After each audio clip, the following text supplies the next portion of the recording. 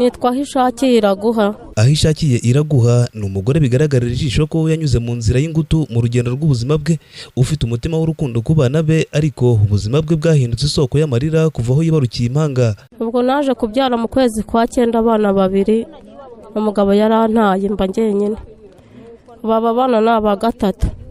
Ntuye mu isambu ya leta, ni ikibanza cyonyine naho guhinga ngira no guca inshuro.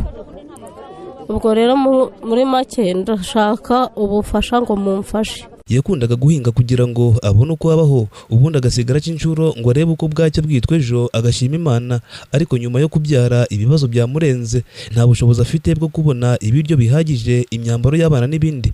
Aratubwira uko yisanze muri ibi bibazo bikimukurikirana. Nangiye gushaka umugabo yari afite inka yabyaraga buri mwaka, birangiye aranta, inka arazigurisha aragenda ntabizi ajyana undi mugore. Ubwo rero nari maze imyaka 8 mba njyenyine. Naje ngiye ndavuga inti Mana ngiye kuko kwishingira uyu muruho wa njyenyine, njya gushaka umugabo birangora, ndagaruka muri yanzu yanjye. Ubwo naje kukura yiyinda nyine mbyara abana 2 mu kwezi kwa 9, ngo hari umuvuduko. Mu maso ye harangwamo agahinda n'impungenge z'uko atazi uko ejo hazaza h'abana be hazaba hameze. Iyo avuze amaganya ye, ijwi rye ryumvikanamo ikiniga cyinshi rigahishura umutwaro w'akababaro akomeje kwikorera. Muri iyi mvugo aratubwira uko abayeho n'abana be. Abantu bangirira neza, ntega uwumpa igikoma, nkateka uwumpa nk'imfashanyo yo guteka nkagaburira abana, nuko mbayeho. Ahishakiye asaba umugiraneza ufite umutima wo gufasha kutamurenza ingohe, kuko haba yagerageje gutakira bamwumviye ubusa. Ndasaba ubufasha. Ndetse abaturanyi ba Ahishakiye mu murenge wa Giti, akagari ka Gatobotobo, bavuga ko kuva yabyara impanga yabaye nk'uwihebye kubera ibibazo by'ubuzima. Bamwe baramufasha uko bashoboye, ariko bavuga ko ikibazo afite gikomeye cyane kinarenze ubushobozi bwabo. Ubuzima bayeho n'ubuzima bugoye kandi bubabaje cyane, buteye agahinda. Banga umuntu ufite abana 2 bangana gutya, akaba nta kintu afashwa, akaba nta n'ahantu agiraho kuba, akeneye gufashwa na leta akabona imibereho mizima.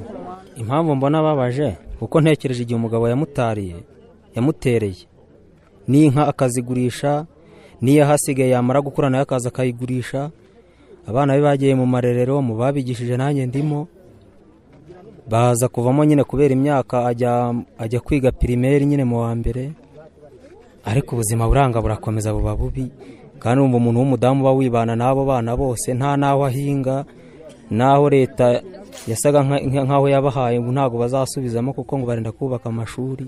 Ni ibibazo nyine. Amateka yateye agahinda kuko aba bana afite 2 bafite abandi bana bakuru babo.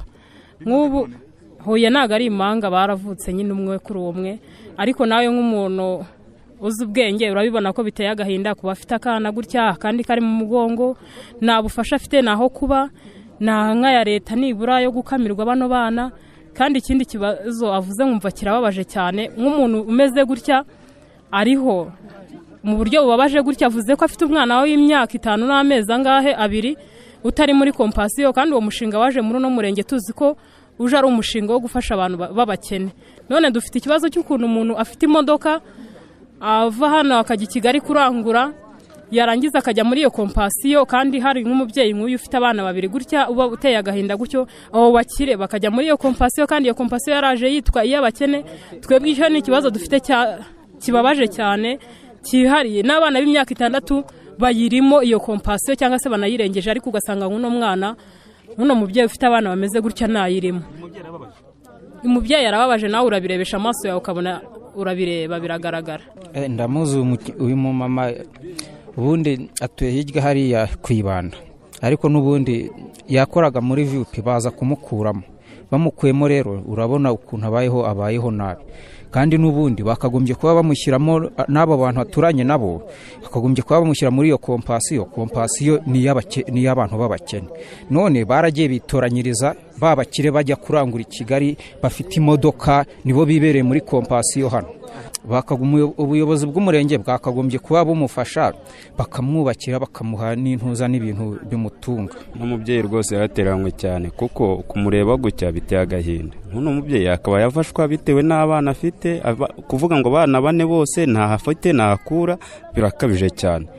Nk'ubuyobozi bw'umurenge rero bwakamufashije akagira ahantu abarizwa n'abaturage bagenzi be, natwe ubwacu tukagira aho twamusanga tukaba twamufasha nabo, kandi nk'ubuyobozi bukagira ikintu bwamufasha nyine nawe akiteza imbere nk'abandi, nk'urubyiruko nkawe murabibona ko ababaje cyane. Bavuga ko uyu mubyeyi hatigeze agira amahirwe yo kubona ubufasha bukwiye nyuma yo kubyara, bikaba bimugora cyane kuba wenyine nta muntu umuba hafi mu rugamba arimo, na cyane ko ngo banamukuye mu kazi yakoraga. Muri ubu buryo aba baturage babisobanura. Uyu mubyeyi yakoraga VUP, yayikozemo igihe kitari kinini muri VUP bamukuramo.